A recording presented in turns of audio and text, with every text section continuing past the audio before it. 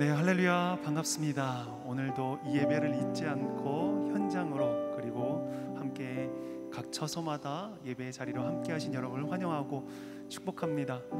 오늘도 함께 예배드리는 모든 순간이요 기쁨이 되는 순간이 되길 소망합니다. 그리고요 은혜의 순간, 하나님의 일하심을 우리의 입으로 고백하는 순간, 모든 그런 순간이 되길 간절히 소망합니다.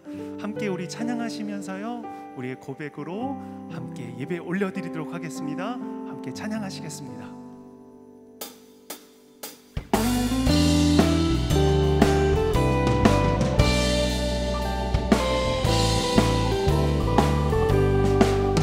주 예수 내 맘에 들어와 계시는 변하여 새 사람 되고 내가 늘 바라던 참빛을 찾은 너 주 예수 내 맘에 오신 주 예수 내 맘에 오신 주 예수 내 맘에 오신 오늘 끝 내 맘에 기쁨이 넘치는 주 예수 내 맘에 오신 주 예수 내 맘에 들어와 계시는 망령된 행실을 끊고 머리털보다도 더 많던 내 죄가 눈보다 더 희어졌네 주 예수 내 맘에 오신 주 예수 내 맘에 오신 오늘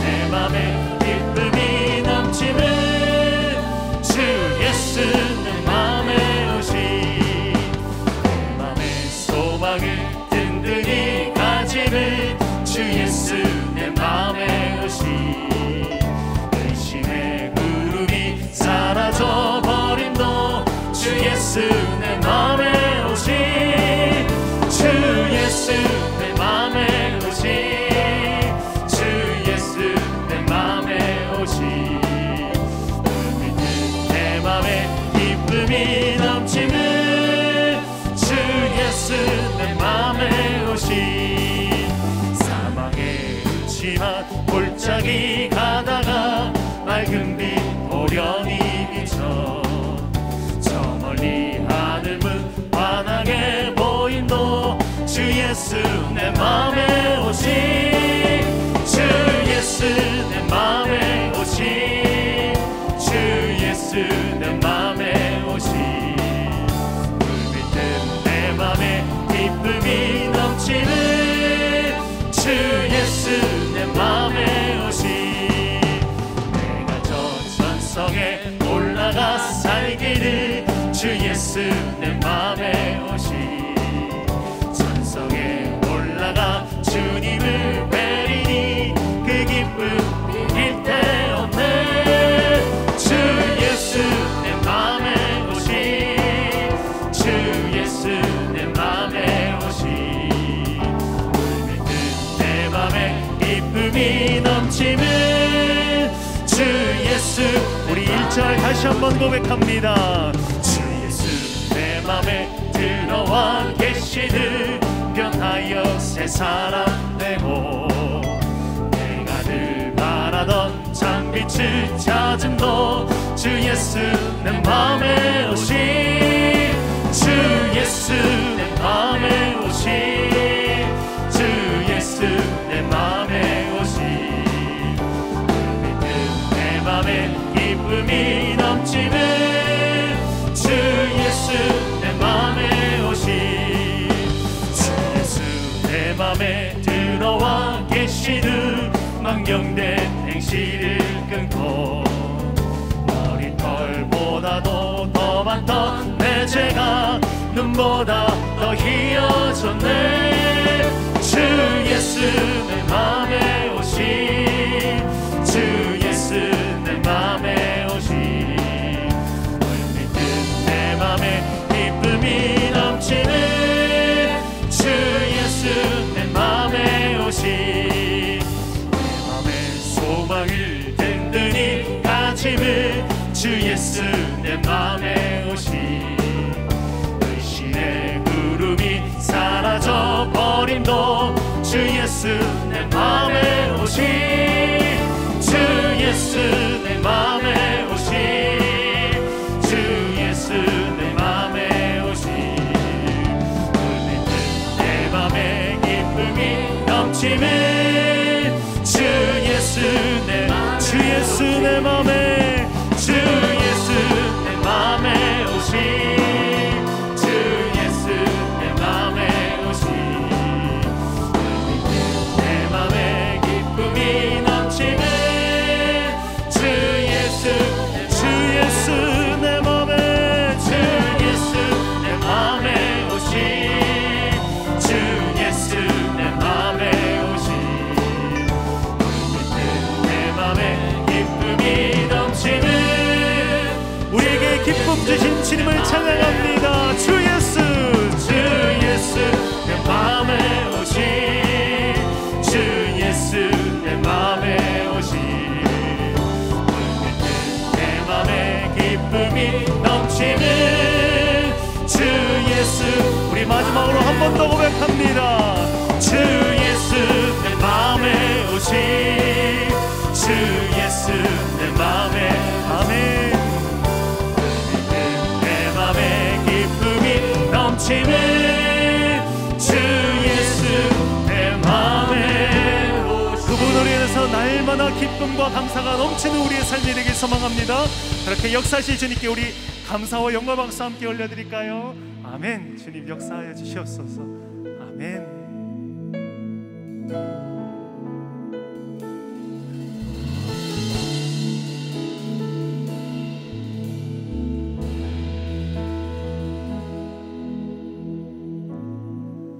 하늘의 문을 여소서 이곳을 주목하소서 주를 향한 노래가 꺼지지 않으니 하늘을 열고 보소서 이곳에 임재하소서 주님을 기다립니다. 기도의 향기가 하늘에 닿으니 주여 임재하여 주소서 이곳에 오셔서 이곳에 앉으소서 이곳에서 드리는 예배를 받으소서 주님의 이름만이 오직 주의 이름만 이곳에 있습니다. 우리 다시 한번 고백할까요? 하늘의 문을 여소서 하늘의 문을 여소서 이곳을 주목하소서 주를 향한 노래가 꺼지지 않으니 아멘 하늘을 열고 보소서 이곳에 임재하소서 주님을 기다립니다. 기도의 향기가 하늘에 닿으니 아멘 주여 임재하여 주소서 이곳에 오셔서 이곳에 앉으소서 이곳에서 드리는 예배를 받으소서 주님의 이름만이 오직 주의 이름만 이곳에 있습니다. 우리의 자매님들의 목소리로 한번 고백해 볼까요? 하늘의 문을 여소서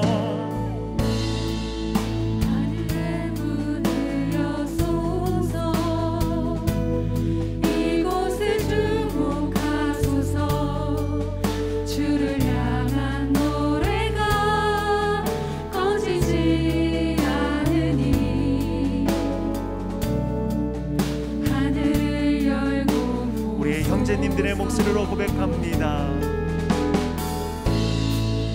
이곳에 임재하소서. 주님을 기다립니다. 기도의 향기가 하늘에 닿으니 주여 임재하여 주소서. 우리 함께 고백합니다. 이곳에 오셔서 이곳에 앉으소서. 이곳에서 드리는 예배를 받으소서. 주님의 이름만이 오직 주의 이름만 이곳에 오셔서 이곳에 앉으소서. 이곳에서 드리는 예배를 받으소서. 주님의 이름만이 오직 주의 그렇게 주님의 임재함을 기대하며 고백합니다. 이곳에 오셔서 이곳에 앉으소서.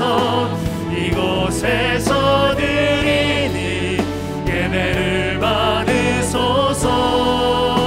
주님의 이름만이 오직 주의 이름만 이곳에 있습니다. 우리 시간 불편하지 않으시다면 함께 자리에서 일어나셔서 임재가 가득한 모든 곳들에서 하나님을 찬양하며 고백하기 원합니다. 찬양하라 내 영혼아. 찬양하라 내 영혼아. 내 속에 있는 것들아 다 찬양하라.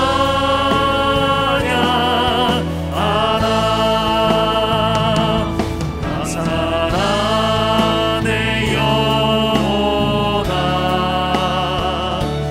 감사하라 내 영혼아. 내 속에 있는 것들아 다 감사하라. 경배하라 내 영혼아. 경배하라 내 영혼아. 내 속에 있는 것들아 다 경배하라.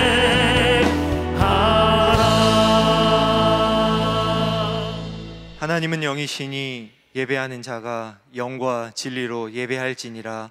아멘. 다 함께 사도신경으로 우리의 신앙을 고백하겠습니다. 전능하사 천지를 만드신 하나님 아버지를 내가 믿사오며 그 외아들 우리 주 예수 그리스도를 믿사오니 이는 성령으로 잉태하사 동정녀 마리아에게 나시고 본디오 빌라도에게 고난을 받으사 십자가에 못 박혀 죽으시고 장사한 지 사흘 만에 죽은 자 가운데서 다시 살아나시며 하늘에 오르사 전능하신 하나님 우편에 앉아 계시다가 저리로서 산자와 죽은 자를 심판하러 오시리라. 성령을 믿사오며 거룩한 공예와 성도가 서로 교통하는 것과 죄를 사하여 주시는 것과 몸이 다시 사는 것과 영원히 사는 것을 믿사옵나이다. 아멘. 다 함께 자리에 앉으셔서 찬양하시겠습니다.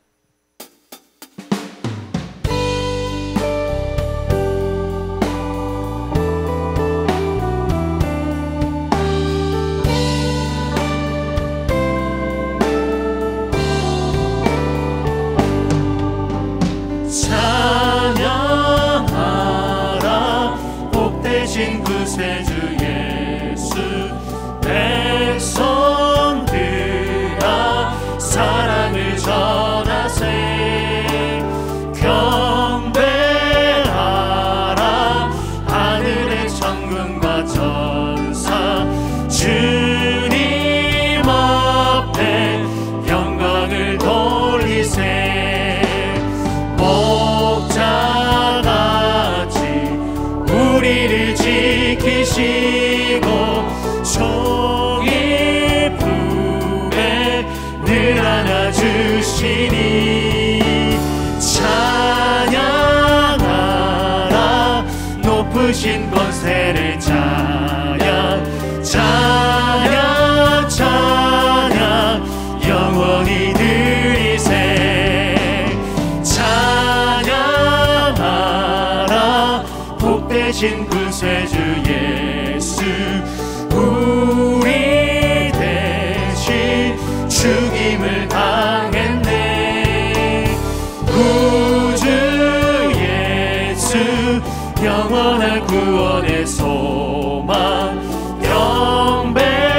경배하며 겸손히 절하세 찬양하라 우리 죄 지신 예수 그의 사랑 한없이 크셔라 찬양하라 높으신 권세를 찬양 찬양 찬양 영원히 드리세 찬양하라 복되신 구세주 예수 천사들아 즐겁게 찬양해 구주 예수 영원히 다스리시니 멸류관을 주 앞에 드리세 구주 예수 세상을 이기시고 영광 중에 또다시 오시리 찬양하라 높으신 권세를 찬양 찬양 찬양 우리 3절 한 번 더 고백하며 찬양합니다. 찬양하라 복되신 구세주 예수 천사들아 즐겁게 찬양해 구주 예수 영원히 다스리시니 멸류관을 주 앞에 드리세 구주 예수 세상을 이기시고 영광 중에 또다시 오시니 찬양하라 높으신 권세를 찬양 찬양 찬양 영원히 드리세 우리 삶 가운데 날마다 그렇게 고백하며 주님께 영광 돌리는 삶이 되길 소망합니다. 우리에게 그렇게 역사하실 주님께 한 번만 더 영광의 박수 함께 올려드릴까요?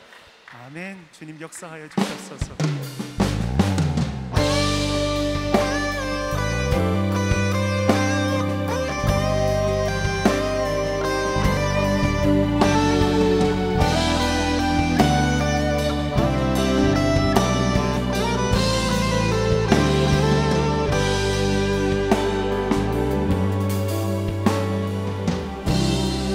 만드신 하늘 아버지의 목적 그분과 연결된 영원한 생명 예수 안에 있는 우리 모두에게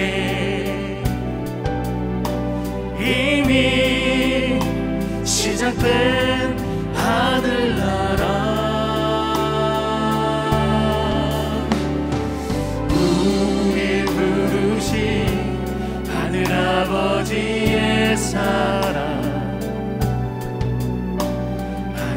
형제여 자매인 하나님의 교회 예수 안에 있는 우리 모두에게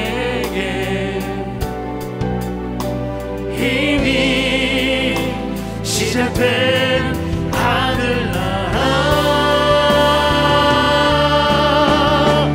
예수 그리스도 안으로 들어가서 그분과 함께 사는 삶 내가 너희를 사랑한 것 같이 너희도 서로 사랑하라 예수 그리스도 안으로 들어가서 영원히 함께 사는 삶 우리에게 허락된 참 생명 하늘 아버지의 거인원이야. 우리 다시 한번 고백하며 찬양합니다. 우리를 만드신 하늘 아버지의 목적 우리가 그렇게 따라가길 소망합니다. 그분과 연결된 영원한 생명 아멘. 예수 안에 있는 우리 모두에게 이미 시작된 하늘나라 우릴 부르신 하늘 아버지의 사랑 아멘. 한 형제요 자매인 하나님의 교회 예수 안에 있는 우리 모두에게 이미 시작된 하늘나라 예수 그리스도 안으로 들어가서 그분과 함께 사는 삶 내가 너희를 사랑한 것 같이 너희도 서로 사랑하라 예수 그리스도 안으로 들어가서 영원히 함께 사는 삶 우리에게 허락된 참 생명 하늘 아버지의 거인원이야 예수 그리스도 안으로 들어가서 그분과 함께 사는 삶 내가 너희를 사랑한 것 같이 너희도 서로 사랑하라 예수 그리스도 안으로 들어가서 영원히 함께 사는 삶 우리에게 허락된 참 생명 하늘 아버지 한 번 더 고백합니다. 예수 그리스도 안으로 들어가서 그분과 함께 사는 삶 내가 너희를 사랑한 것 같이 너희도 서로 사랑하라 예수 그리스도 안으로 들어가서 영원히 함께 사는 삶 우리에게 허락된 참 생명 하늘 아버지의 거인원이야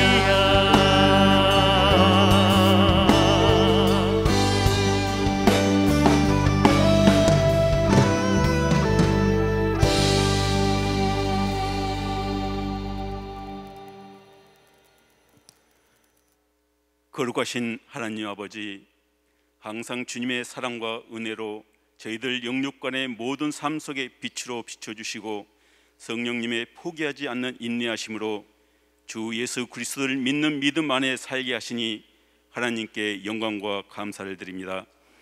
일찍이 우리나라를 택하시고 사랑하시어 많은 선교사들을 보내주시고 예수 그리스도를 믿는 또한 세상에 전파하는 복된 나라로 인도하심에 이 땅에 계획하신 하나님의 꿈이 충실히 실현될 수 있도록 그에 합당한 유정자들을 세워주시옵길 간절히 소망합니다. 지난 여름의 혹독한 더위도 잘 견딜 수 있게 돌봐주심을 감사하며 서서히 풍성한 알곡이 연걸어가는 계절에 우리의 삶 속에 살아계신 하나님께 경배와 찬양으로 예배를 드리오니 홀로 영광 받으시옵길 소망합니다.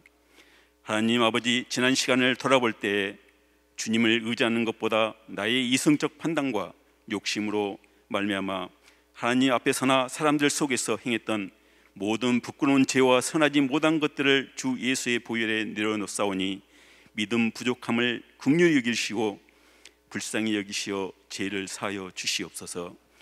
코로나19로 인하여 우리 성도들 함께 모이지 못하고 셀 모임이나 예배당에 나와 서로 마주보며 예배드리는 것도 통제되는 어려움이 있어 예배당 참석 인원을 최소한으로 줄여 현장 예배를 드리거나 온라인으로 예배를 드려야 합니다.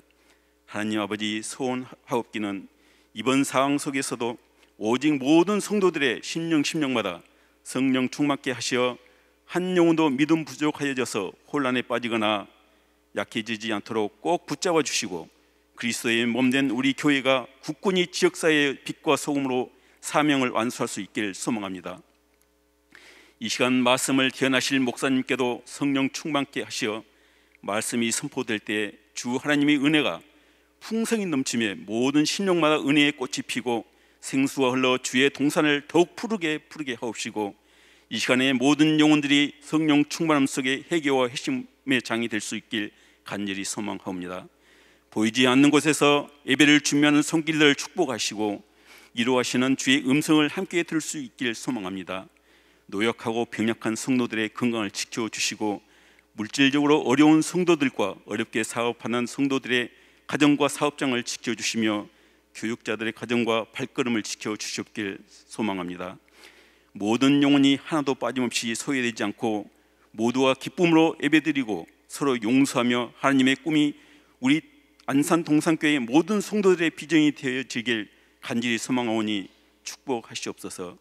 우리 주 예수 그리스도 이름으로 기도합니다. 아멘.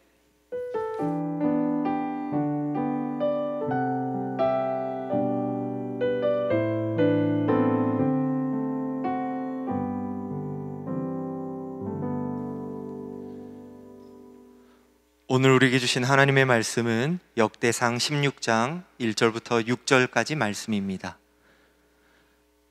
역대상 16장 1절부터 6절까지 말씀입니다. 구약 성경 635페이지에 있습니다.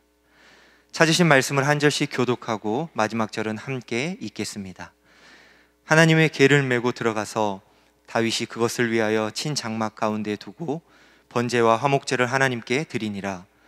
다윗의 번제와 화목제 드리기를 마치고 여호와의 이름으로 백성에게 축복하고 이스라엘 무리 중 남녀를 막론하고 각 사람에게 떡 한 덩이와 야자 열매로 만든 과자와 건포도로 만든 과자 하나씩을 나누어 주었더라.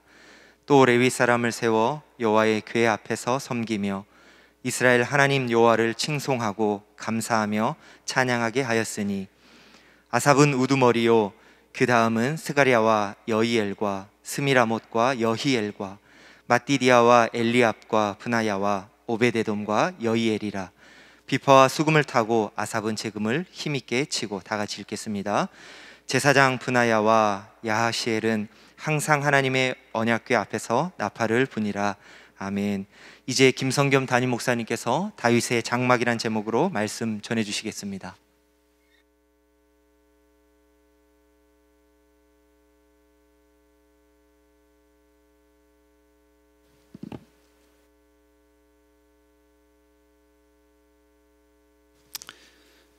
네, 2021년 9월 12일 주일 예배 함께하고 계시는 모든 동산의 가족들을 환영하고 축복합니다. 오늘 이 예배당에도 많은 분들이 함께하고 계시고 또 온라인으로 각자의 처소에서 예배를 드리는 성도님들 계십니다. 우리가 다 함께 한 자리에 있진 않지만 우리의 머리이신 예수 그리스도의 임재와 은혜가 충만한 예배 시간이 되기를 간절히 축복합니다. 인생 살면서 여러 가지 또 주님의 또 누군가의 위로가 필요한 어려운 상황들이 많이 있겠지만 우리가 위로를 받는 은혜 이상으로 하나님을 더욱 신뢰할 수 있는 새 힘을 얻는 예배 시간이 되기를 축복합니다. 오랜 시간 동안 다윗이 고난을 받았죠. 하나님의 선택을 받았음에도 아마도 다윗의 연단의 기간이었을 것이라고, 성경에는 연단하기 위해서 다윗이 고생했다 그런 말은 쓰여 있지 않지만 그 세월을 통해서 다윗이 하나님께 기름 부은 왕답게 만들어져 갔다는 것을 우리는 성경을 쭉 읽으며 알 수 있습니다. 그 오랜 고난을 견딘 다윗이 마침내 사울의 죽음과 함께 도피 생활을 끝냅니다. 하지만 바로 이스라엘의 왕이 되진 못했어요. 복잡한 여러 이야기는 사무엘 상하 또는 그 역대상을 앞부분을 좀 읽어보시면 될 텐데, 이스라엘이 하나로 되기까지는 시간이 좀 필요했어요. 그래서 다윗은 7년 반 정도 더 기다리며 이스라엘이 연합할 수 있는 상황이 될 때까지 인내했습니다. 그리고 마침내 하나님의 부르심대로 이스라엘의 왕위에 오릅니다. 그런데 바로 위기가 벌어집니다. 그동안 다윗을 신하처럼 여겼던 블레셋이 이스라엘을 다 연합하여 다윗이 왕이 됐다는 소식을 듣고 대군을 일으켜서 이스라엘을 공격합니다. 하지만 하나님께서는 다윗에게 직접 어떻게 싸울지 작전을 알려주시면서 블레셋 대군을 물리쳐 주셨고, 그것을 계기로 위기였지만 오히려 하나님께서 이스라엘을 블레셋의 압제로부터 일거에 해방시키시는 구원의 기회가 되었습니다. 사실 다윗 왕 입장에서 생각하면 왕위에 오른 다음에 블레셋 대군을 물리쳤기 때문에 이것을 왕의 승리, 왕의 업적으로 삼을 만합니다. 하지만 다윗이라는 사람, 성경에 묘사된 다윗을 생각할 때에 다윗은 그것이 절대로 자기의 업적이 아니며 오직 하나님의 은혜임을 잘 알았던 사람입니다. 그래서 다윗은 이 원수를 물리치는 승리보다 더 중요한 사업에 착수를 하게 됩니다. 그것이 바로 그동안 기럇 여아림이라고 하는 동네에 있던 여호와의 궤, 언약궤를 예루살렘으로 옮기는 일이에요. 언약궤가 무엇인지 우리 성도님들은 대체로 다 아실 겁니다. 모세 시절 성막 안에 지성소, 가장 거룩한 곳, 하나님의 임재를 상징하며 거기에 모셔두었던 성물이 언약궤입니다. 그리고 그 언약궤는 왜 언약궤라고 이름을 붙였죠? 하나님이 시내산에서 이스라엘 백성에게 주신 언약의 말씀, 십계명 돌판이 그 안에 보관이 되어 있기 때문입니다. 그런 언약궤가 오래전에 엘리 제사장 시절에 블레셋에게 잠시 빼앗긴 적이 있다가 이스라엘로 되돌아옵니다. 하지만 이스라엘 땅으로 돌아온 언약궤는 장시간 예루살렘 서쪽 15km 정도 떨어진 기럇 여아림이라고 하는 산동네에 머물게 됩니다. 거기에 이제 아비나답이라고 하는 사람의 집에 언약궤가 오랫동안 있었죠. 그래서 다윗은 바로 그곳에 있던 언약궤를 예루살렘으로 가져와야겠다 해서 3만 명의 군사를 동원합니다. 자, 그런데 다윗이 의욕만 넘쳤어요. 율법을 몰랐습니다. 레위인만 언약궤를 옮길 수 있다는 율법을 모르고 나름 정성스럽게 수레를 새로 만들어서 그 수레에 언약궤를 얹고 소가 수레를 끌고 오게 한 겁니다. 이건 율법에 맞지 않는 방법이에요. 더 나아가서 그렇게 이동하다가 웃사라고 하는 사람이 죽는 사고가 발생합니다. 웃사는 기럇 여아림에서 아비나답 집안의 자손인데 이 사람이 언약궤를 잘 관리해 왔어요.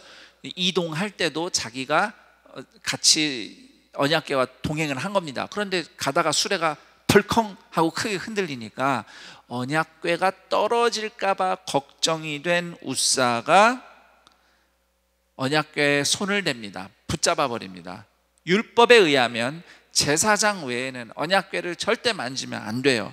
그런데 우사는 율법을 무시하고 언약궤가 떨어질까 봐 걱정하며 손을 댄 거죠. 하나님은 우사를 즉시 쳐서 죽음으로 징계하십니다.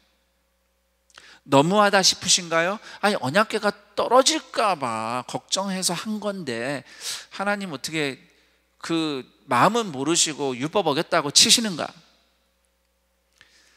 언약궤가 설령 수레에서 떨어졌다 해도 그게 큰일 아닙니다. 언약궤가 본질이 아니잖아요. 언약궤가 떨어지느냐 아니냐 문제보다 더 중요한 건요, 하나님의 말씀을 듣고 지키느냐 아니냐예요. 순종했느냐 아니냐.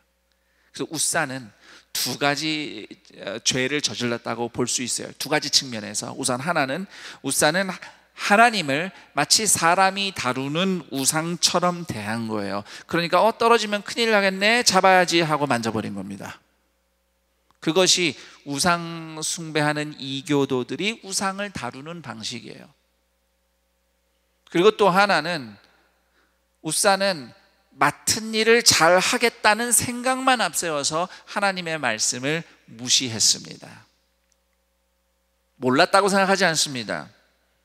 이스라엘 백성들은 율법을 다 외우지 못해도 적어도 이건 이렇다 저건 저렇다, 언약궤와 관련된 법은 알았을 텐데 말씀을 무시했죠. 그런데 이런 모습이 우리에게도 있지 않나 싶어요. 하나님을 우상처럼 대한다든지 또는 일을 잘하겠다는 생각만 앞세워서 말씀에 무지하게 행동한다든지.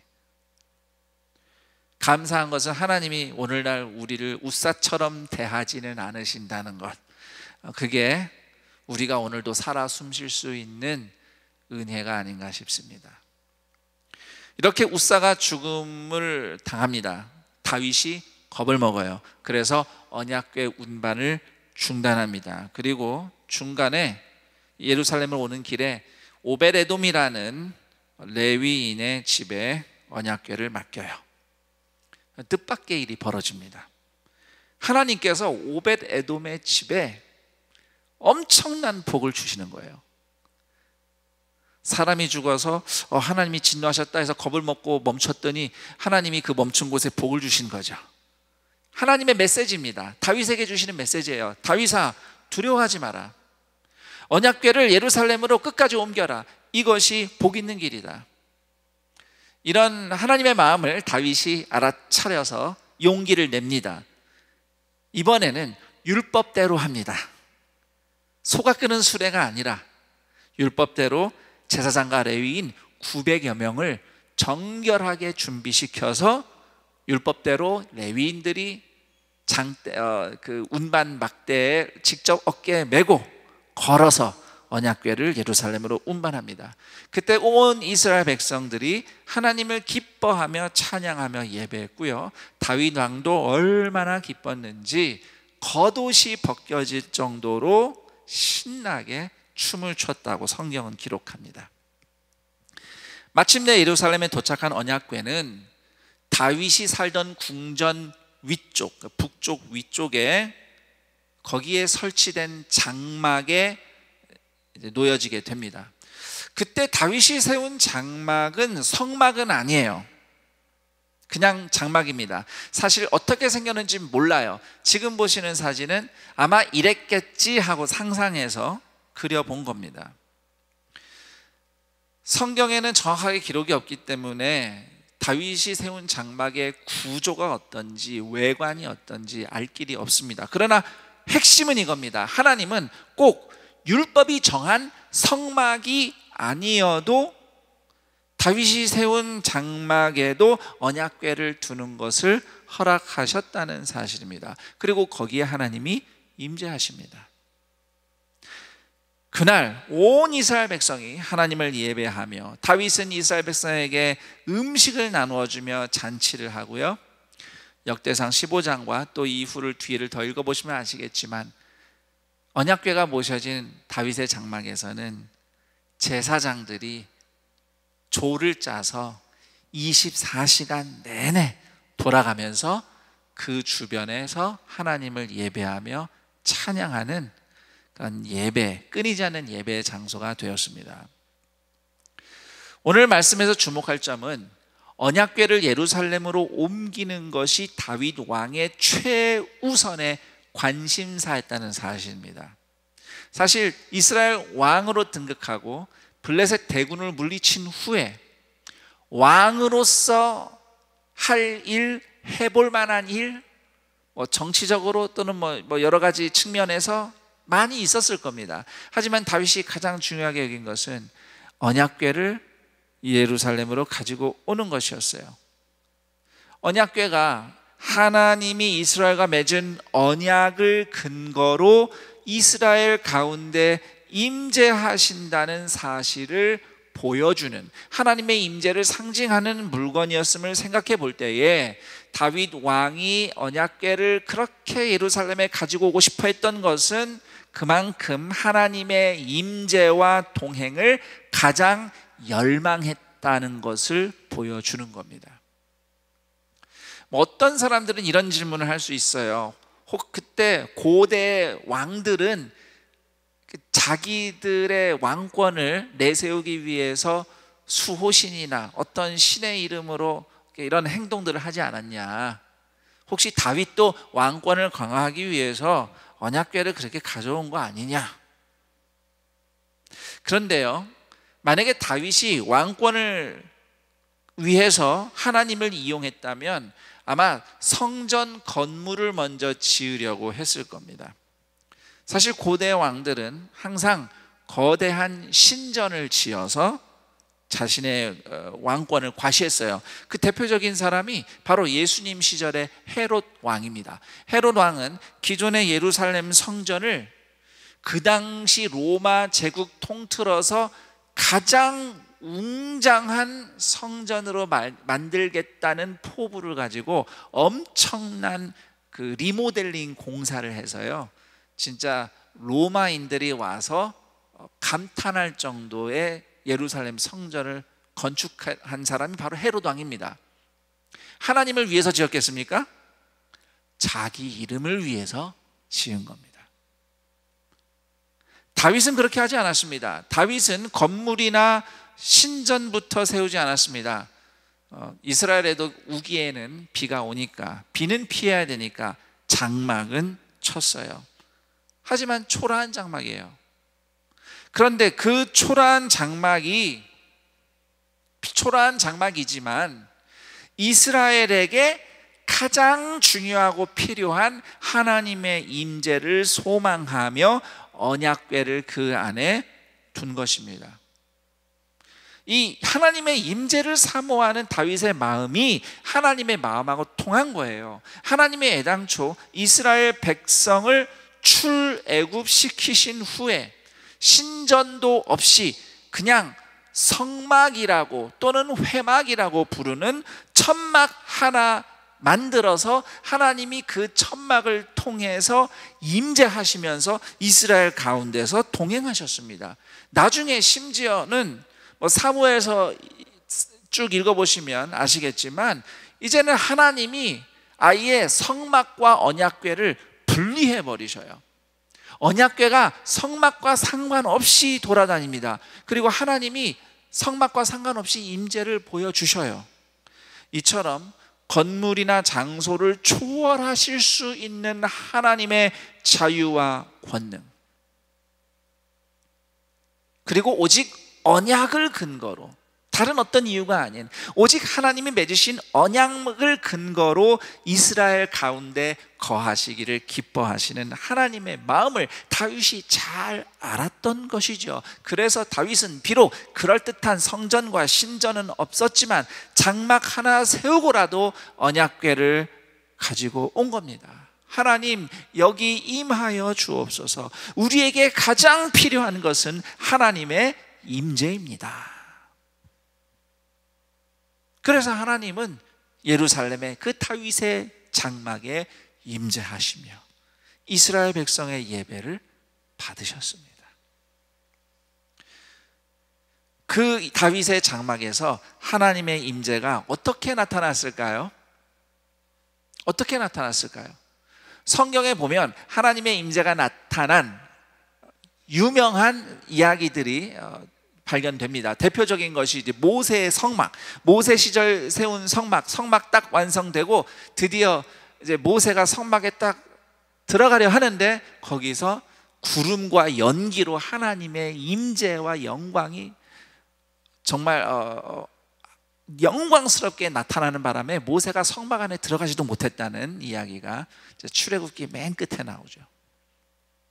솔로몬 성전, 다윗의 아들 솔로몬이 나중에 성전을 짓죠. 하나님의 이제 계시를 받아 짓는 겁니다. 그런데 그 성전 다 완성하고 봉헌식, 낙성식 할 때에 하나님께서 솔로몬 성전 제단에 하늘에서 불을 내리셔서 재물을 태우시는 이런 놀라운 하나님의 임재를 보여주신 이야기도 있습니다. 그런데 다윗이 세운 장막에 언약궤가 들어왔을 때 하나님의 임재가 어떻게 나타났는가? 성경에는 그렇게 하늘에서 불이 떨어졌다, 구름 기둥으로 하나님이, 빛으로 하나님이 나타나셨다, 이런 기록이 없습니다.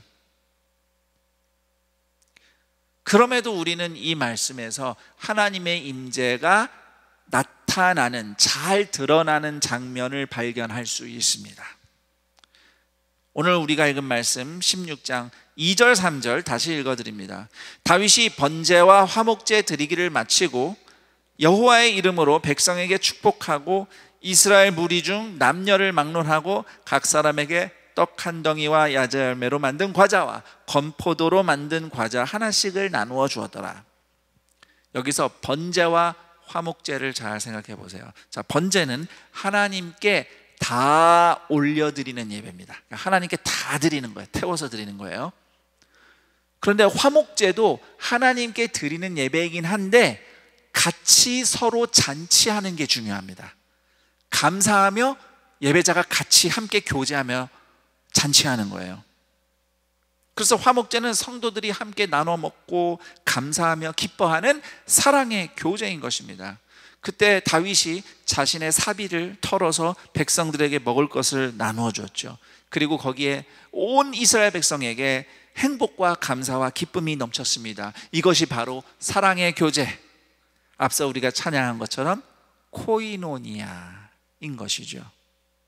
바로 이러한 감사와 예배, 기쁨과 사랑의 교제가 하나님의 임재의 표현이에요. 사랑의 교제가 하나님의 임재인 겁니다. 건물이나 제도보다 언약을 근거로 하나님이 이스라엘 백성 가운데 오신 그 하나님의 임재, 그 하나님의 임재가 예배와 감사, 사랑의 교제로 나타난 다윗의 장막, 그 다윗의 장막이 예수 그리스도를 통해서 완성이 됩니다. 시대를 좀 건너뛰어가서 우리 초대교회 시대 얘기를 해보겠습니다. 처음에 초대교회 성도들은 모두 유대인들이었습니다. 그런데 점점 시간이 갈수록 유대인이 아닌 외국인들, 이방인들이 예수를 믿고 제자가 되는 수가 점점 늘어났어요. 그렇게 되자 교회 지도자들 사이에 토론이 일어났습니다. 예수님은 이스라엘의 메시아이신데 이방인이 이스라엘의 메시아를 믿고 구원을 받으려 한다면 먼저 이스라엘 사람이 돼야 되는 거 아니냐. 그래서 이방인들도 이스라엘 사람처럼 율법대로 할례 받아야 된다 라는 주장이 일어났고, 이것을 가지고 예루살렘의 사도들과 또 사도 바울과 이방인 교회 대표, 유대인 교회 대표들이 서로 토론을 했어요. 뜨겁게 토론했어요. 그리고 성령님의 인도하심 가운데 결국 교회는 이렇게 결론을 내리게 되죠. 하나님께서는 유대인이든 헬라인이든 로마 사람이든 아시아 사람이든 어떤 이방인이든 국적과 민족 가리지 않고 오직 예수님을 믿는 믿음으로 구원을 베푸신다. 이 진리를 확인합니다. 유대인과 헬라인 할 것 없이 예수님을 믿는 믿음만으로 구원받는 교회가 세워진 사실은 무너진 다윗의 장막이 회복되어서 이방인들이 하나님을 찾게 될 것이라는 구약 성경의 아모스서 9장 11절 12절 예언이 성취된 것이다 라는 결론을 초대교회가 내립니다. 그 내용이 사도행전 15장 이야기예요. 근본 하나님의 본체이시며 하나님의 아들이신 예수님께서 인간이 세운 웅장한 어떤 건물이 아닌 천막처럼 언제든지 걷어질 수 있는 연약한 인간의 육체를 성전 삼아서 이 세상에 내려오셨습니다.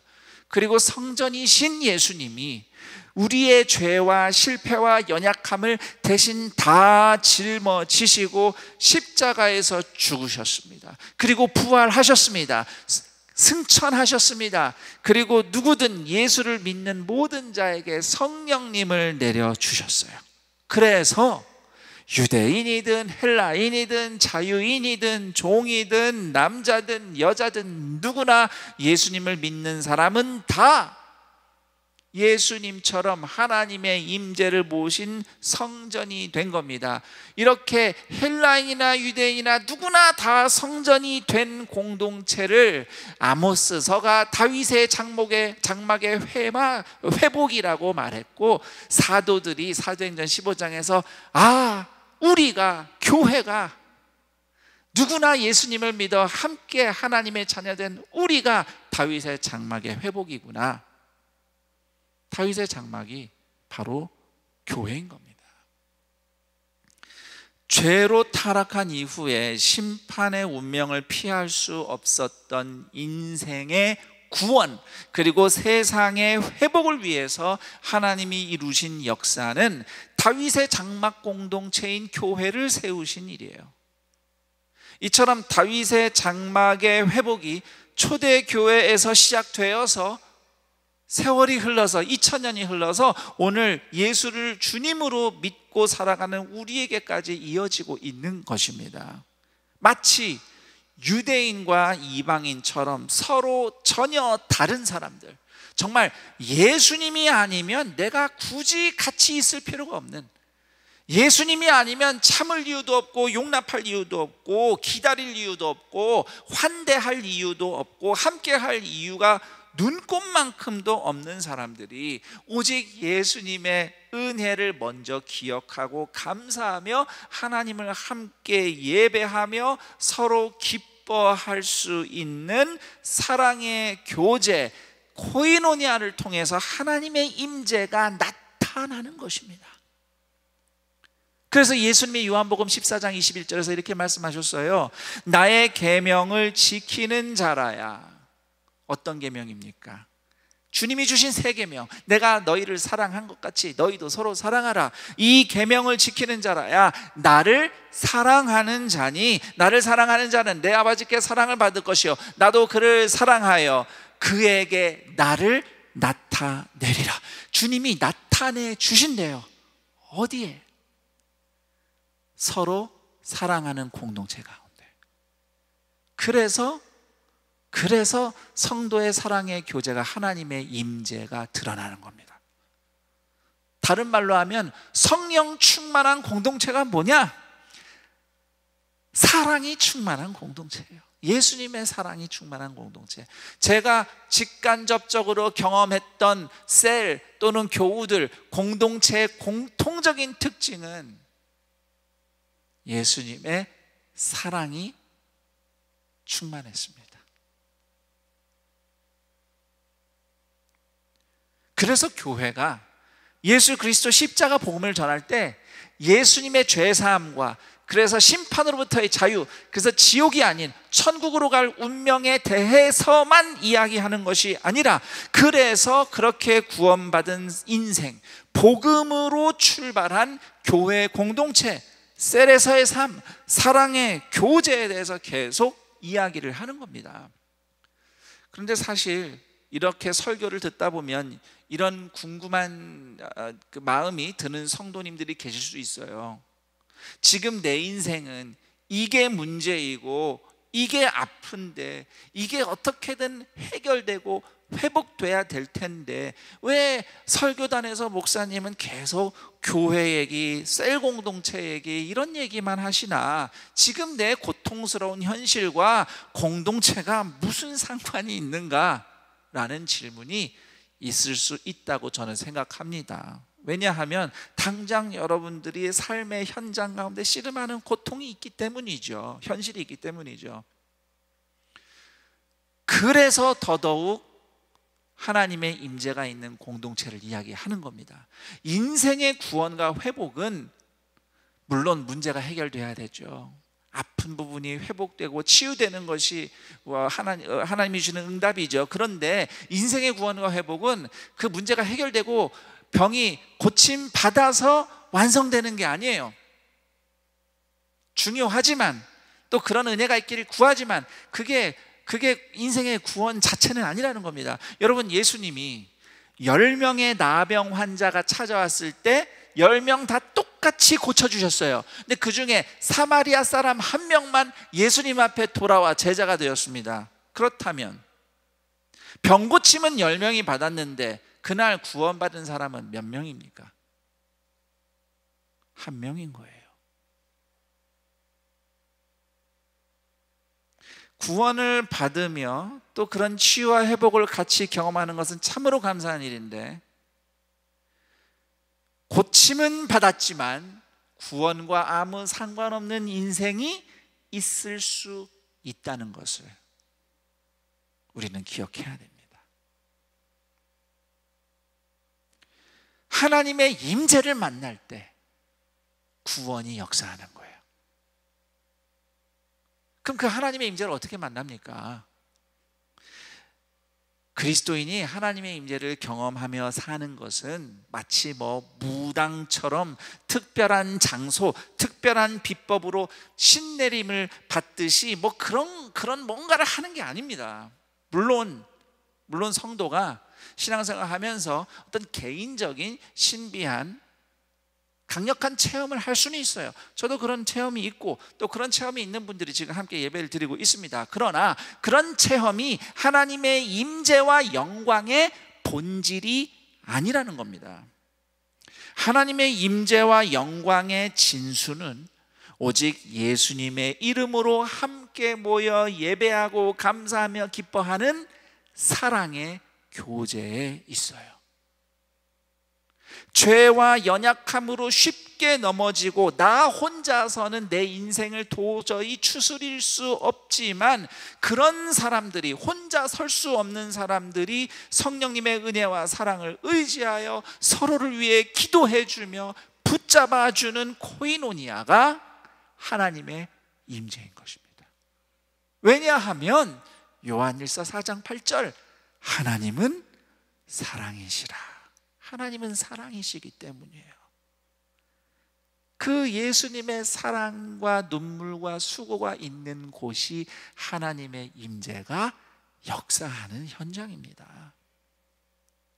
그 사랑을 통해서 하나님의 임재를 경험하고요, 그때 경험한 하나님의 임재가 인생을 구원하고 회복시키고 변화시키는 겁니다. 여러분은 여러분의 삶에 본질적인 변화와 영향을 끼친 공동체를 만나신 적이 있습니까? 여러분들이 힘들고 어려웠을 때 기도로 수고로 함께 동행해 주었던 믿음의 사람들 몇몇이 생각나기도 할 것이고요, 또는 지금 함께 셀로 모여서 같이 교제하는 우리 공동체 식구들이 생각나기도 할 겁니다. 또는 우리 가족이, 믿음으로 함께 동행하는 가족이 생각날 수도 있어요. 자, 그런데 우리의 영혼과 삶을 바꾸는 하나님의 사랑의 임재가 가장 잘 드러나는 다윗의 장막은 서로 전혀 달라서 서로 맞는 구석이 없는 것 같지만 오직 십자가 사랑으로 겸손히 함께하는 공동체, 그 공동체가 하나님의 임재가 드러나는 다윗의 장막이라고 말씀드리고 싶어요. 그래서 그런 의미에서 안산 동산교회에 수많은 아름다운 공동체들이 있습니다. 우리 공동체마다 뭐 지금은 좀 시험에 빠져서 어려움이 있는 공동체도 있겠지만 그 와중에 하나님의 은혜가 있기도 하고 그런 하나님의 은혜와 사랑이 곳곳에 있어요. 잘 알고 있고 때때로 그런 이야기를 들으며 저는 목사로서 감사함을 느낍니다. 자, 그런데 그런 수많은 공동체 중에서 특히 서로 전혀 다르지만 오직 예수님의 이름으로 함께하며 사랑의 임재를 경험한다는 차원에서 본다면 저는 우리 안산 동산교회에서 사랑부, 통일선교부 또는 그 4개 외국어 예배부, 중국어, 베트남어, 캄보디아, 몽골, 그리고 영어 예배부, 이런 공동체들을 빠뜨릴 수가 없습니다. 이 공동체들은 예수님의 이름이 아니면 함께 모일 일이 없어요. 적어도 셀은 뭐 같은 동네에 산다니까. 물론 우리도 사실 예수님 아니면 같이 보고 이렇게 신앙생활 할 사람들은 아니에요. 기본적으로는. 그래도 교구에서는 같은 동네니까, 뭐 같은 지역이니까 뭔가 동질감을 가지고 만난단 말이죠. 뭐 여자들끼리 여자 셀이 있다든지 남성 셀이 있다든지. 그런데 뭐 사랑부나 통일선교부나 또는 이런 외국어 예배부들은 사실 전혀 다른 사람들이잖아요. 공통점이 없어요. 예수님의 이름이 아니면 함께 모일 일이 없는 사람들이에요. 그런데 그 공동체야말로 서로 이해할 수 없는 차이점과 연약함을 십자가 사랑으로 용납하고 함께하는 다윗의 장막 공동체라고 제가 감히 말씀드리고 싶습니다. 왜 사랑부 교사들이 그렇게 힘들어도 끝까지 헌신을 할까요? 단순히 섬기는 게 좋아서 그럴까요? 장애인 성도들 봉사하고 섬기는 게 그냥 좋아서 보람돼서만 그걸 하는 걸까요? 그렇지 않다고 생각합니다. 일반적으로는 서로 적응하거나 좀 함께하기가 참 쉽지 않은 장애인과 비장애인의 그 차이를 예수님 안에서 용납하고 함께하는 사랑의 교제와 예배 가운데서 경험하는 하나님의 임재, 그 하나님의 임재와 은혜가 있기 때문에 비록 그 수고가 힘들지만 사랑부 선생님들이 계속 그 헌신을 한다고 저는 생각합니다. 왜 한번 선교를 경험한 성도들이 계속 선교를 이야기하고 기도하며 또 참여하는 것일까요? 단순히 외국인을 전도하는 게 좋아서일까요? 그렇지 않습니다. 외모가 다르고 언어가 다르고 문화가 전혀 다르지만 오직 복음으로 함께하는 사랑의 교제 가운데 정말 깊은 사랑의 하나님의 사랑의 임재를 경험하기 때문입니다. 정말 복음은 원수도 함께 만나게 합니다. 동산교회 캄보디아 예배부와 그 베트남 예배부가 있잖아요. 여러분은 캄보디아, 베트남이 그냥 옆에 나란히 붙어 있으니까 그냥 이웃 나라, 뭐 또 비슷한 지역이지라고만 생각하지만요. 역사적으로 두 나라는 서로 총구를 겨누며 피를 흘렸던 나라들입니다. 그런데 그런 베트남 사람들과 캄보디아 사람들이 예수님 안에서 같이 교제하며 예배를 드릴 수 있는 것이 복음의 능력입니다. 물론 전혀 다른 사람을 포용하는 사랑의 교제는요, 고통스러운 수고가 따릅니다. 힘듭니다. 힘들어요. 하지만 힘들면 힘든 대로 예수님의 임재가 있는 겁니다. 왜냐하면 사랑을 위해 고난을 감수할 때 우리를 사랑하시려고 십자가 지신 예수님과 연합하는 은혜가 있는 겁니다. 여기 뭐 리더들이 많이 계시겠지만 셀 리더로 우리 셀에서 공동체에서 저 사람만 아니면 내가 진짜 마음 좋게 신앙생활할 수 있을 텐데 내가 언제까지 저 사람과 지지고 볶아야 하나 하는 마음이 인간적으로 들어도 그 마음을 한 번 더 십자가에 못 박고 셀에서 같이 만나고 웃으며 또 환대하고 인내하며 용납하며 함께 예배드리는 그 수고가 바로 십자가 지신 예수님과 연합하는 경험인 것이고, 그렇게 애쓰고 공들였지만 부모의 속을 썩이는 자녀들을 포기하지 않고 눈물로 오늘도 그 자녀가 잘 자라도록 애쓰며 기도하며 눈물로 수고하는 그 부모의 삶이, 부모의 그 고통스러운 삶이 십자가 지신 예수님과 연합하는 여정인 것입니다. 그래서 로마서 8장 17절 이렇게 말씀합니다. 우리가 그와 함께 영광을 받기 위하여 고난도 함께 받아야 할 것이니라. 사랑의 고난입니다. 사랑의 고난. 이런 하나님의 임재를 만날 때에 여러분은 구원과 회복의 삶을 살 수 있어요. 그래서 교회는 계속 복음과 공동체와 사랑의 교제를 이야기하는 것이고, 셀을 이야기하는 것이고, 비전 프로젝트를 하는 것이고, 코이노니아 하우스를 아직 다 이해도 안 되는 그게 뭔지 근데도 계속 그런 이야기들을 하는 겁니다. 다윗의 장막 공동체에 나타나는 그 공동체에 나타나시는 하나님의 임재로 여러분을 초대하고 싶기 때문이에요. 이런 교회를 만들자고 해서 공동체 얘기를 계속하는 게 아닙니다. 이런 교회를 만들자보다 더 중요한 것은 이런 공동체에서 여러분이 하나님의 임재를 만날 때 일어날 구원과 변화, 그것에 대한 소망에 대한 이야기입니다. 전혀 다른 사람들이 오직 예수님의 이름으로 모인 다윗의 장막에서 여러분은 하나님의 사랑을 경험할 수 있고, 그분의 임재를 경험할 수 있고, 그 사랑의 임재가 여러분 삶의 구원과 회복과 변화를 가져올 것이라는 복음에 대한 이야기입니다. 하나님께서는 예수님의 십자가를 통해 우리를 구원하셨고, 우리를 하나님 나라 다윗의 장막 공동체로 세우셨다. 그리고 거기서 우리는 우리 인생을 구원하시며 고치시며 회복시키시는 하나님의 사랑의 임재를 만난다는 말씀을 지금까지 제가 드렸습니다. 이 말씀을 마무리하면서 우리 자신에게 이렇게 질문하며 기도하는 시간을 가져봤으면 합니다. 우선 첫 번째 기도 질문은, 나는 하나님의 사랑의 임재를 가장 사모하는가? 라는 질문입니다. 지금 인생 앞에 고민, 해결돼야 될 문제, 아픔, 그 모든 사정을 아시는 하나님께서 응답하시기를 저는 여러분을 축복하며 기도합니다.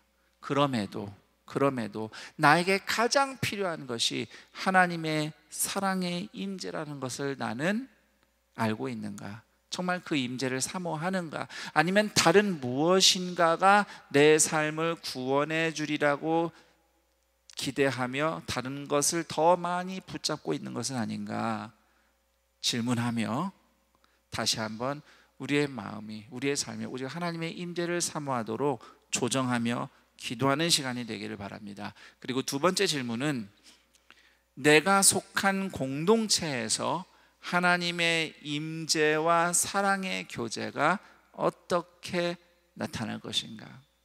왜냐하면 이 공동체에서 하나님의 임재가 나타나니까요. 자, 그런데 서로 좋아서 우리끼리만 모여서 감사하고 기뻐하며 예배하는 종교 생활에만 머물러 있는 것은 아닌가? 아모스서 9장, 사도행전 15장 말씀처럼 서로 잘 안 맞아서 힘들어도 너무 다른 이방인들도 주님을 찾는 다윗의 장막 사랑의 교제에 내가 연결되어 있는가 질문하면서 그와 같은 사랑의 교제로 주님이 나를 어떻게 부르시는지, 그곳에서 만날 하나님의 임재를 기대하며 기도했으면 합니다.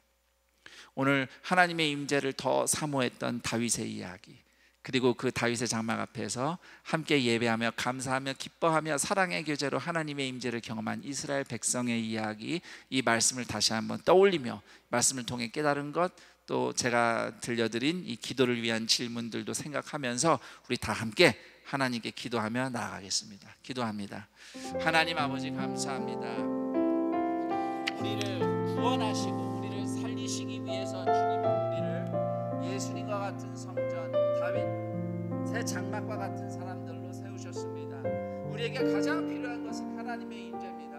우리 성도님들의 인생의 현장 가운데 지금 각가지 고난과 고통이 있습니다. 해결해야 될 문제, 나아야 할 질병, 어찌해야 될지 모르는 인생의 무게, 주님, 이렇게 하면 해결될까, 저렇게 하면 이겨낼 수 있을까? 사람의 머리는 매우 공고합니다. 우리의 마음이 매우 힘겹고 고통스럽습니다. 그러나 이 시간 다시 한번 예수님의 십자가 복음을 통하여서 우리에게 가장 필요한 것이 하나님의 임재임을 다시 한번 고백합니다. 하나님의 임재, 그 사랑이 우리를 바꿉니다. 그 사랑이 우리를 구원합니다. 주님, 구원받은 성도들이 함께 주님의 이름으로 만났을 때 그곳이 다윗의 장막이 되게 하시고, 다윗의 장막 가운데 사랑과 기쁨과 감사의 교제로 하나님이 임재하신 것처럼 우리 곤고하지만 주님의 이름으로 함께 모인 성도들마다 하나님께서 구원하시고 은혜 베푸시는 임재와 사랑을 보여주옵시고, 그 임재와 사랑의 능력으로 오늘 삶 가운데서 살아내고 살아나는 동산의 가족들 되게 하여 주옵소서. 우리가 서로 잘 맞아서 서로 익숙하니까 우리끼리 모여서 즐거워하는 교회가 아닌, 전혀 다르고 함께하기 불편하지만 오직 예수님의 이름으로, 예수님의 십자가 사랑으로만 인하여 서로 함께하며 주님을 예배하며 감사할 수 있는 그 자리에, 그 다윗의 장막에 오늘 우리를 고치시며 구원하시며 일으키시는 하나님의 사랑의 임재가 확실하게 드러나는 다윗의 장막 같은 인생과 가정과 공동체 되게 하시고, 바로 그 사랑의 역사가 오늘 이 세상 가운데 생명과 구원을 베푸는 하나님의 일하심의 현장이 되게 하옵소서.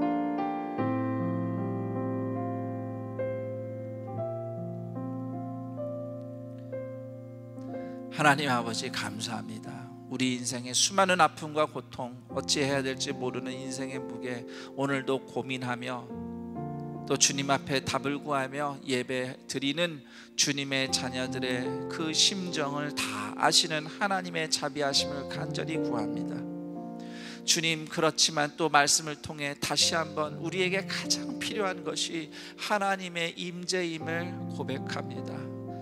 그 임재가 오늘 우리에게 있습니다. 다른 곳이 아닙니다. 우리가 예수님의 십자가를 통해 다윗의 장막 같은 사람들 되었으니, 다윗의 장막으로 구원받은, 다윗의 장막으로 세워진 사람들의 인생 가운데 오늘도 주님께서 사랑의 임재로 함께하여 주옵소서. 주님의 사랑을, 임재를 가장 사모하며 두세 사람이 모인 그 자리, 좋아서가 아니고 잘 맞아서가 아니고 취미가 같아서 손발이 잘 맞아서가 아니라, 같이 할 이유가 전혀 없지만, 같이 하는 것이 오히려 불편하지만 오직 예수님의 이름만으로, 예수님의 십자가 사랑이 고마워서 용납하며 환대하며 함께 하나님을 예배하며 서로 베푸는 교제의 자리 가운데 하나님의 사랑의 임재가 나타나고, 그 사랑의 임재, 십자가 사랑의 임재를 경험한 모든 성도의 인생마다 구원하시며 일으키시며 고치시는 하나님의 역사가 나타나게 하여 주옵소서. 그렇게 우리가 살아가는 모든 자리마다 다윗의 장막이 세워지는 은혜를 허락하시고, 어디에서나 그 사랑의 하나님의 임재와 동행하는 동산의 가족들 되게 하여 주옵소서. 그 은혜를 간절히 구하며 주님 앞에 감사하며 예물을 드리니, 예물 드리는 손길마다 오늘도 먹이시며 입히시는 주의 은혜가 부어지게 하시고, 예물이 쓰이는 곳마다 하나님의 구원하심과 회복시키시는 은혜가 나타나게 하여 주옵소서. 우리 주 예수 그리스도의 이름으로 기도드립니다. 아멘.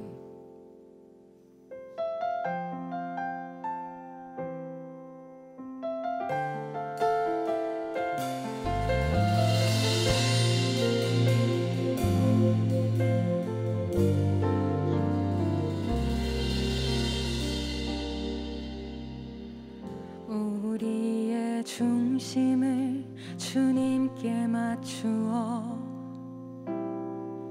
하나님 원하시는 그 나라 보내 산더러 들리어 바다에 던져지라 이루지 못할 것 같은 의심들 때에 하나님 말씀만 믿고 나갑니다. 주님의 약속은 그대로 되리라 그대로 되리라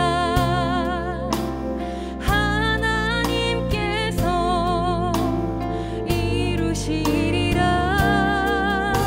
그대로 되리라 그대로 되리라 내 믿음대로 이루어 주리라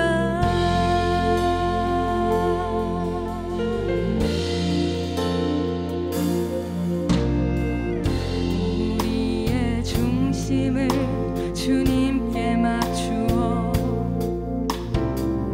하나님 원하시는 그 나라 보내 산더러 들리어 바다에 던져지라 이루지 못할 것 같은 의심들 때에 하나님 말씀만 믿고 나갑니다. 주님의 약속은 그대로 되리라 그대로 되리라 하나님께서 이루시리라 그대로 되리라 그대로 되리라 내 믿음대로 이루어 주리라 주님이 원하시는 길에서 크고 작은 시련들이 몰려와 도망가고 싶어도 포기하고 싶어도 그 어떤 것보다 하나님이 크시다는 걸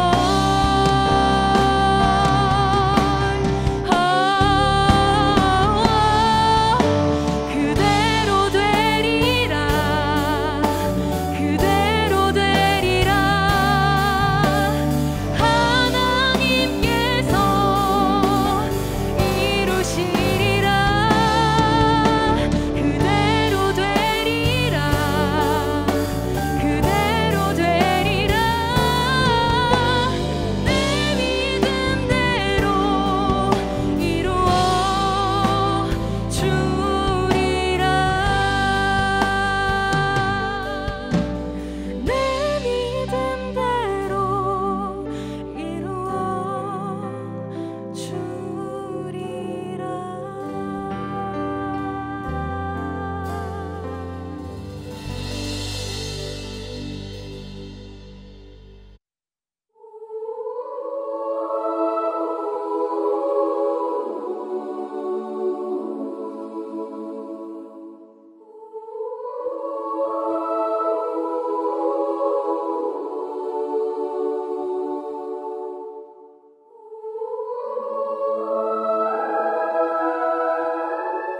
안녕하세요. 도란노 아버지 학교의 홍보 대사를 맡고 있는 강석우입니다. 남성들이 외롭다는 얘기들 많이 하시고 왜 가족들은 나를 보면 긴장을 할까? 정말 내 인생을 바쳐서 평생을 가족을 위해서 노력을 했는데 왜 그만한 대접을 받지 못하는가에 대한 고민 때문에 나이가 들어가면서 외로움을 느끼는 분들이 많은데 그 정답은 도란노 아버지 학교에서 찾을 수가 있습니다.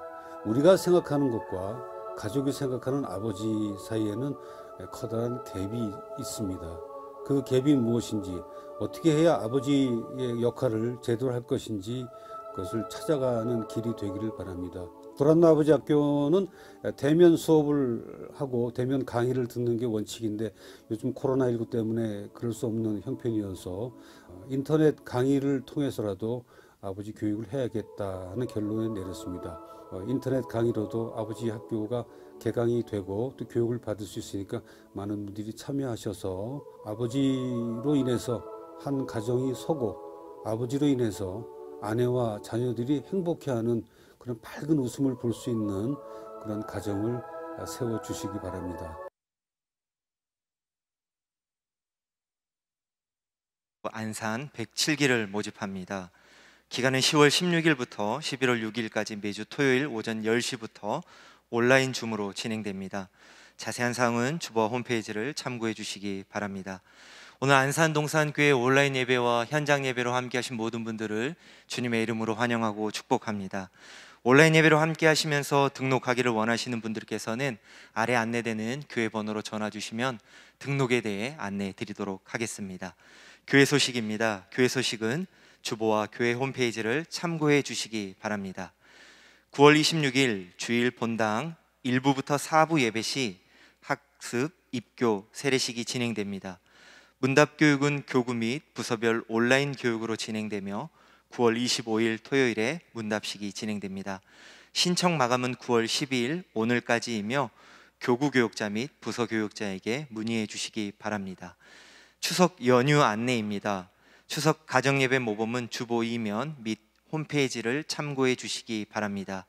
9월 20일 월요 중보 기도회는 각 처소에서 기도함으로 함께하며 9월 22일 연합 수요 기도회는 본당과 학교예배당에서 오전 10시 낮 기도회만 드립니다.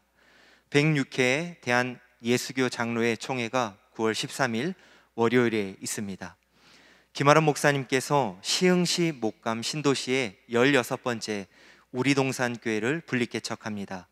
개척을 위한 준비 기도회가 9월 25일 토요일부터 온라인과 오프라인으로 동시에 진행됩니다. 개척에 동참하실 분들과 기도로 후원하실 분들의 적극적인 참여 부탁드립니다. 복습하기를 통해 생명의 떡을 나누는 복덕방이 계속 진행 중에 있습니다. 복덕방 홈페이지에서 각 시즌별로 날마다 올라오는 말씀 길잡이, 그림 성경, 오디오 성경 등을 통해 함께 참여해 주시고 은혜의 한 줄도 꼭 남겨주시기 바랍니다. 생명의 떡인 말씀으로 큰 은혜를 누리는 동산의 모든 성도님 되길 소망합니다. 33기 사역리 온라인 훈련생을 9월 14일 화요일까지 모집합니다. 9월 16일부터 10월 14일까지 5주간 매주 목요일 구글 클래스룸과 줌으로 진행됩니다. 자세한 사항은 주보를 참고해 주시기 바랍니다. 명절 사랑의 쌀 헌금 안내입니다. 사랑의 쌀 헌금을 통해 소외된 이웃에게 예수 그리스도의 사랑을 흘려보내기를 바라며 자세한 사항은 주보를 참고해 주시고 많은 참여 부탁드립니다. 코로나19 예방을 위한 안산 동산교회 공지사항입니다. 아래 사항은 10월 3일까지 하나며 상황에 따라 변동될 수 있습니다. 주일 1부부터 5부 예배는 본당과 학교 예배당에서 제한된 현장 예배로 드리며 인터넷 생중계 동시 진행됩니다. 현장 예배 온라인 신청은 매주 화요일 오후 2시부터 교회 홈페이지를 통해 신청할 수 있습니다. 주일 예배 외 다른 예배 관련은 공지사항을 참고해 주시기 바랍니다. 교회에서는 성도님들의 안전을 위해 최선을 다해 필요한 조치를 취하고 있습니다. 하나님의 인도하심 안에서 이 어려운 시기를 슬기롭게 극복할 수 있도록 적극적인 참여와 기도 부탁드립니다. 그 외 임명, 알림, 모집 등의 광고는 주보를 참고해 주시기 바라고, 이제 다 같이 일어나셔서 여기에 모인 우리를 찬양하신 후 김성겸 담임 목사님께서 축도해 주시겠습니다.